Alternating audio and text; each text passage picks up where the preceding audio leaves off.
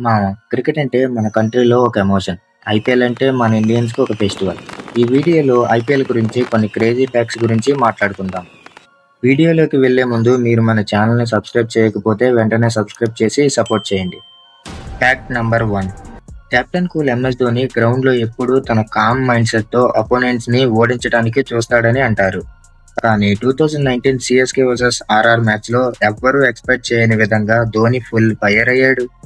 Situation ఏంటంటే match last ఓవర్‌లో main umpire ఒక నో బాల్‌ని సిగ్నల్ చేశాడు. కానీ ఆ సైడ్ అంపైర్ రియాక్షన్ ఇవ్వలేదు.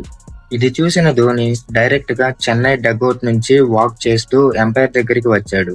అంపైర్‌తో గట్టిగా ఆర్గ్యుమెంట్ చేసి తన కోపాన్ని చూపించాడు. కెప్టెన్ కూల్‌గా ఉన్న ఎంఎస్‌డీకి ఇంత కోపం రావడం ఐపీఎల్ చరిత్రలోనే ఒక రేరెస్ట్ విజువల్ మామ.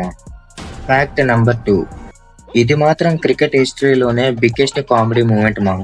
2015 ఎంఐ వర్సెస్ ఆర్సీబీ మ్యాచ్‌లో ఎంఐ బౌలర్ కిరణ్ పొలార్డ్ తన మాటలతో నాన్ స్ట్రైకర్‌లో ఉన్న క్రిస్ గేల్‌ని ఇరిటేట్ చేస్తున్నాడు. అప్పుడు అంపైర్ మాట్లాడకుండా ఫీల్డింగ్ చేయమని పొలార్డ్‌కి వార్నింగ్ ఇచ్చాడు. దానికి కిరణ్ పొలార్డ్ సడన్‌గా బెంచ్ దగ్గరికి వెళ్లి అక్కడే ఉన్న బ్లాక్ టేప్‌ని తీసుకొని తన మూతికి అతికించుకున్నాడు.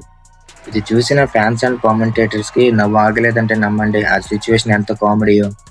ఆ టేప్‌తో ఉన్న పొలార్డ్ పిక్చర్స్ ఇప్పటికీ మీమ్స్ రూపంలో ట్రెండ్ అవుతూనే ఉన్నాయి. Fact number 3. ఆర్సీబీ టీమ్‌కి ఏప్రిల్ 23 డేట్‌కి ఉన్న వింత కనెక్షన్ మామ. 2013లో ఎగ్జాక్ట్‌గా ఇదే ఏప్రిల్ 23 రోజు క్రిస్ గేల్ 175 రన్స్ కొట్టి ఐపీఎల్ హిస్టరీలోనే హైయెస్ట్ రికార్డ్ సెట్ చేశాడు. కట్ చేస్తే 2017లో ఎగ్జాక్ట్‌గా అదే ఏప్రిల్ 23 రోజు ఆర్సీబీ టీమ్ మొత్తం జస్ట్ 49 రన్స్‌కి ఆలౌట్ అయిపోయింది.